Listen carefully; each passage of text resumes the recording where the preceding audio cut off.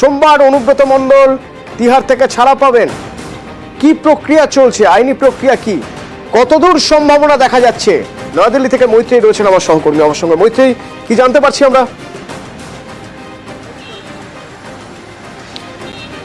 দেখো, এখনো পর্যন্ত আমরা অনুব্রত মণ্ডলের আইনজীবীদের তরফ থেকে যেটুকু জানতে পেরেছি যে ইতিমধ্যেই যে বেল বন্ড, সেই বেল বন্ড দেওয়া হয়ে গেছে এবং সেই বেল বন্ডের ভেরিফিকেশনের যে প্রক্রিয়া রয়েছে সেই প্রক্রিয়া চলছে। কিছুক্ষণ আগে পর্যন্ত সেই ভেরিফিকেশনের প্রক্রিয়া শেষ হয়নি, ফলে আজকে অনুব্রত মণ্ডলের তিহার জেল থেকে মুক্ত হওয়ার সম্ভাবনা প্রায় ক্ষীণ বলা চলে। তবুও তার আইনজীবীরা চেষ্টা করছেন যাতে তার এই ভেরিফিকেশনের প্রসেসটা আজকে শেষ করা যায়। তার কারণ এই বেল বন্ড, সেই বেল বন্ড জমা দেওয়ার পর সেটি কোর্টের জমা পড়ে এবং তারপরে প্রাথমিকভাবে এনফোর্সমেন্ট ডিরেক্টরেট তাদের কাছে বেল বন্ড গিয়ে পৌঁছায় এবং ভেরিফিকেশনের একটা পার্ট সেটা ব্যাংকের তরফ থেকে আসে। ব্যাংকের তরফ থেকে ভেরিফিকেশনের যে অংশটা রয়েছে সেটি এখনো শেষ হয়নি এবং সেই কারণেই ভেরিফিকেশন থমকে রয়েছে। ভেরিফিকেশন চূড়ান্ত হলে তারপরে জামিনের যে পরবর্তী প্রক্রিয়া সেটা শুরু হবে।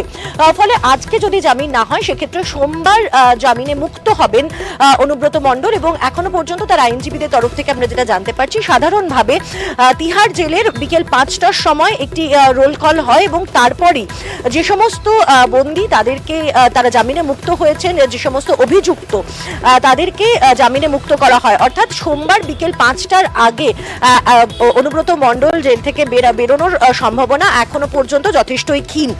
তার আইনজীবীদের তরফ থেকে আমরা যেটা জানতে পারছি যে অনুব্রত মণ্ডল তিনি যবেই বেরোন তিহার জেল থেকে তারপরে তিনি অতি দ্রুত রাজ্যে ফিরতে চান এবং ফলে সেক্ষেত্রে দাঁড়িয়ে তিহার জেল থেকে তিনি সরাসরি বিমানবন্দরে যাবেন এমনটাই পরিকল্পনা রয়েছে এখনো পর্যন্ত। তিনি তেমনটাই নিজের ইচ্ছা জানিয়েছেন তার আইনজীবীদের। ফলে সেক্ষেত্রে কন্যা সুকন্যা মণ্ডলের সঙ্গে তিহার জেল থেকে বেরোনোর পরই সরাসরি বাংলায় ফিরবেন অনুব্রত মণ্ডল, এমনটাই এখনো পর্যন্ত ঠিক রয়েছে। অতনু, ধন্যবাদ মৈত্রী।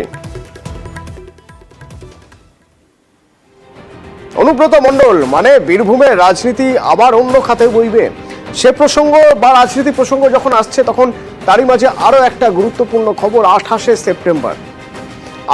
সেপ্টেম্বর তৃণমূলের কর্মসূচি কি? এই